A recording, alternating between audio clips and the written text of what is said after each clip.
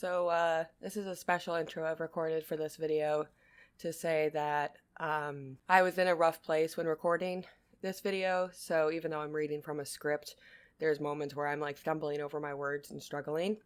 I considered re-recording the video entirely, but I decided that I think there's some value in maintaining it as it was recorded, because I was struggling so much recording it because of my PTSD. I was in a rough place with my PTSD, and I was finding it very hard to speak, even though the content of this video is not as hard for me as many others have been.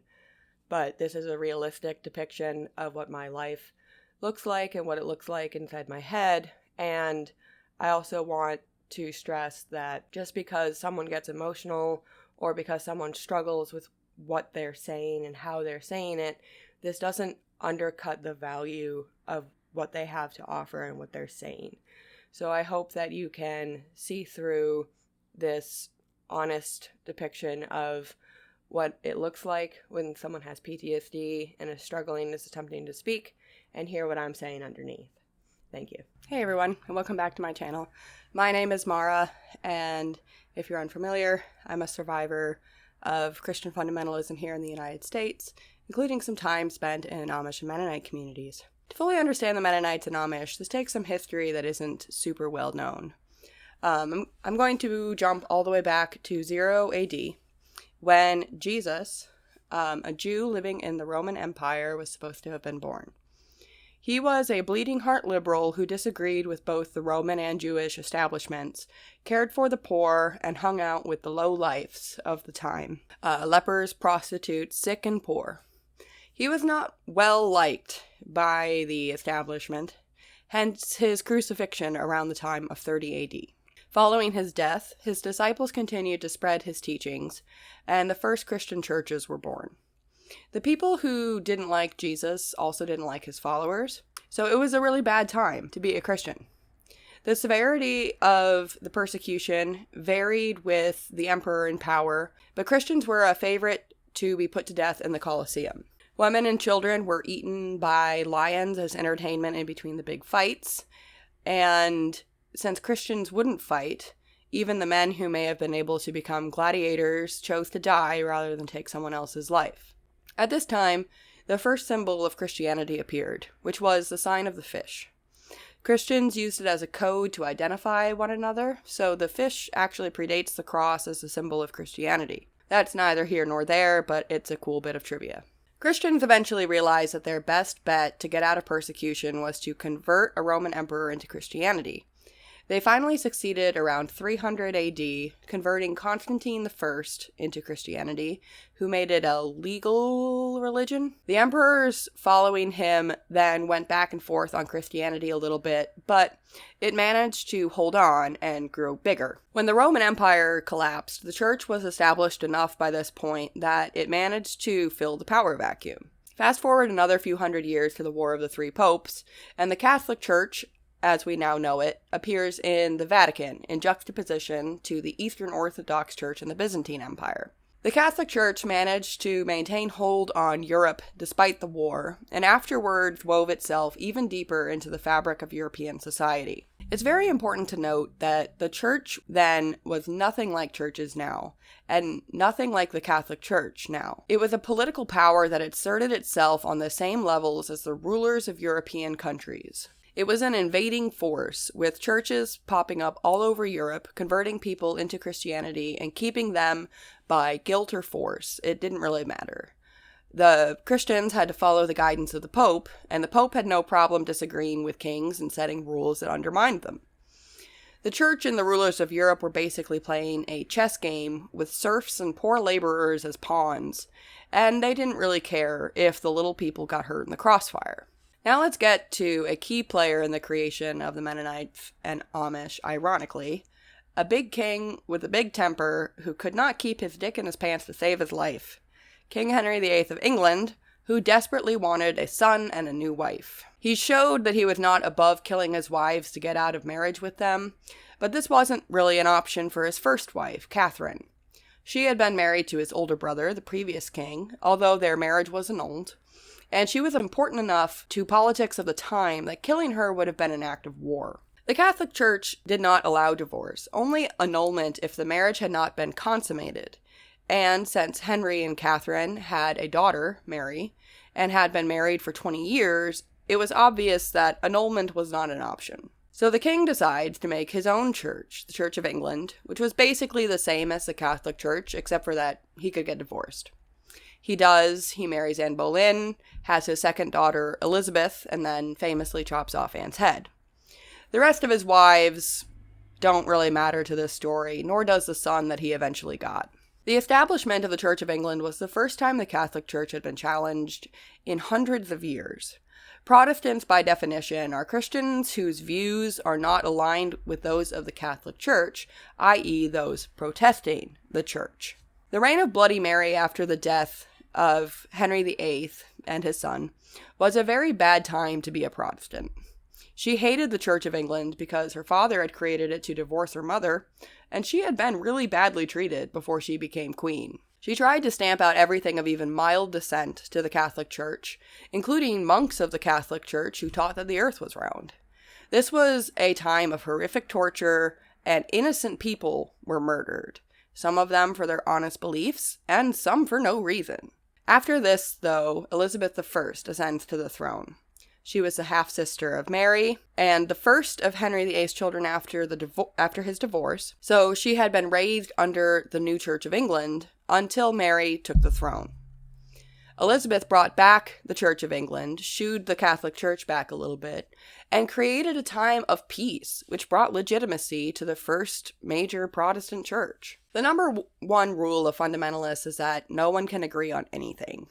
This has been true from the very beginning, when many people felt like the Church of England was too similar to the Catholic Church. Martin Luther would go on to create his group, but there was a very key player at this time who felt that Luther hadn't gone far enough from Catholicism either, Menno Simons. Menno Simons was a Dutch guy who held a belief that was radical at this time. He believed that humans are not inherently sinful, and that an action could not be sinful until the consequences could be understood. At this time, all churches baptized babies, in part because child mortality was very high, and they used the consolation that at least their child had gone to heaven to comfort grieving parents. Now, Menno Simons believed that this symbolism was meaningless because a child cannot understand it. He believed that because Jesus said to suffer the little children to come unto him, and called for adults to conform to his teaching, that Christianity should reflect that. His followers were baptized then as adults, as Jesus did for his disciples, so his group got called Anabaptists, Anna meaning again, since everyone at this time had been baptized as a baby, or Mennonites, depending on how closely they followed his more specific teachings. I want to stress that while the idea of adult baptism and the inherent sinlessness of children may seem obvious to many modern Christians, that's because of Menno Simons. This was a very radical idea at the time, and that time was not a good one to have opinions. The Catholic Church was trying to stamp out Protestants across Europe like rats, and all of the Protestant groups disagreed because of the first rule of fundamentalism, which is that no one can agree on anything, and thought that all other Protestants were going to hell. At this point, the New World was discovered, and Protestant groups moved in droves from Europe to North America, including a good number of Anabaptists, which would just eventually be known as Baptists, once most of their group had no longer been baptized as babies, and basically all the Mennonites moved over. Menno Simons and his followers held strongly to tradition, believing that the old ways are better, and often incorporated very specific local traditions into their way of life. Some of these practices and traditions developed into some better-known tropes of old order Amish or Mennonite communities, such as Pennsylvania Dutch, Rumspringa, and bundling. To explain that quickly, Pennsylvania Dutch is a mishmash of English, Dutch, and German, still spoken in some churches in the U.S. today. Rumspringa is the practice of allowing young adults to spend a year in the outside world before returning to the church. This practice is very rare, only exists in very old churches, and often is extended only to boys. Bundling is the practice of allowing two young people who are courting to sleep together in the same bed, fully clothed. This is also very rare and is exclusive to very old Amish or Mennonite churches. Towards the end of the 1700s, a guy named Jacob Ammon decides that the world is getting too modern and decides that he's going to start his own community with only the technology available at that time, and the first Amish church is born. Looking at then the history of the Mennonites and Amish, I hope you can see why they overlap a great deal and do not have very strict definitions. All Amish are Mennonites and can call themselves that if they want, but not all Mennonites are Amish, depending on the amount of technology they use. Now, it'd be great to talk about the different kinds of Amish and Mennonite. There were many ideological splits in these communities, especially in the groups that were Amish, and a major one occurred at the end of the 1800s. This led to the creation of two Amish branches, the Old Order Amish churches and the Amish Mennonite churches, as they dubbed themselves. In the 1960s, another key split happened in Amish and Mennonite communities following the surge of evangelism here in America. Because of their basis in tradition, Mennonites and Amish have historically been a group you had to be born into. The basic demands of genetics and some of the devastating consequences that followed when groups weren't big enough meant that these groups had to stay large enough that there was a diverse blood pool for their full quivers of children. For anyone familiar with the quiverful movement, yes, it goes all the way down into Mennonites and Amish. Big churches mean that people have to agree and be pretty much on the same page, but evangelism began splitting churches and a domino effect began that couldn't be stopped. All of a sudden, we had Mennonite and Amish communities sprouting up all over America, often just a couple families starting their own group.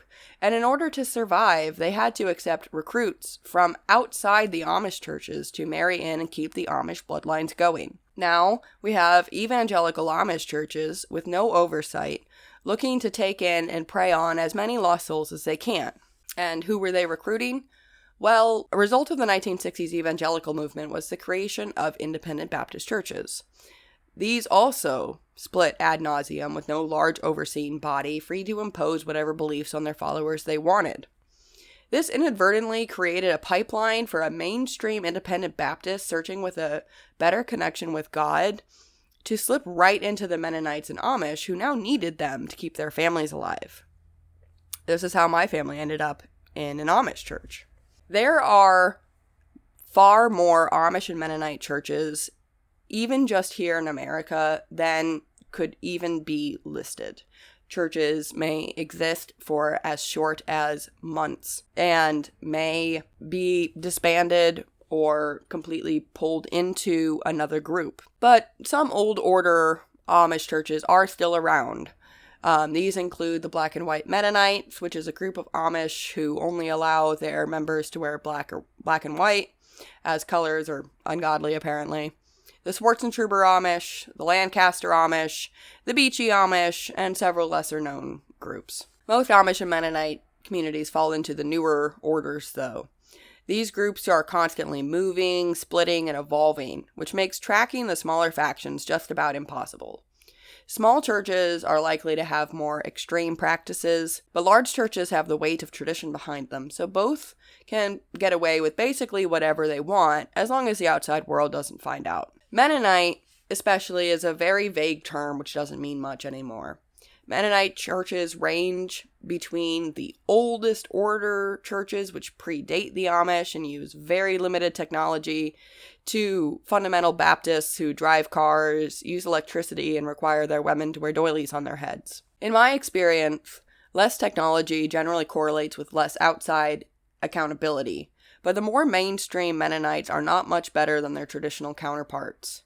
A fundamental part of all of these communities is the universal belief in corporal punishment of children, the abusive conditioning applied to all members, whether through public shaming, guilt, coercion, threat of being forced from the community, or even threat of bodily harm, and the complete lack of bodily autonomy for women. I need to put out there in any discussion of Mennonites and Amish that they are cults who are hurting their members.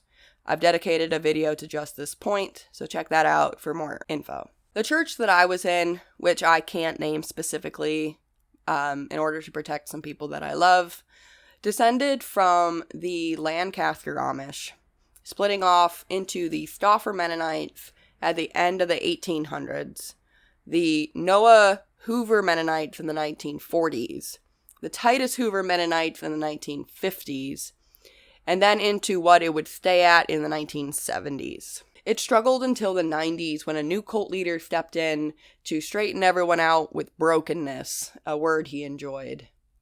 He would go on to split from the group and make his own choice, and it was a nasty split. Both churches ended up excommunicating most of each other, which split families apart permanently. But the original group had a backup cult leader, so they kept going just fine. Excommunication, by the way, is a practice in Mennonite and Amish communities in which someone who has displeased a church will be excommunicated, which means they are effectively declared dead, and any contact with an excommunicated person will result in excommunication. I hope you found this bit of history as interesting as I do, and I hope it may add some context or explanation to why the terms Mennonite and Amish aren't concrete definitions, and why and where the ideologies of these groups come from fundamentally. If you've heard me today, thank you very much. It means the world to me. I didn't get to speak truly growing up, and I know that a lot of conversations that we have here on this channel are not easy. So it means the world to me to be heard. So thank you, and I'll see you in the next video. Bye-bye.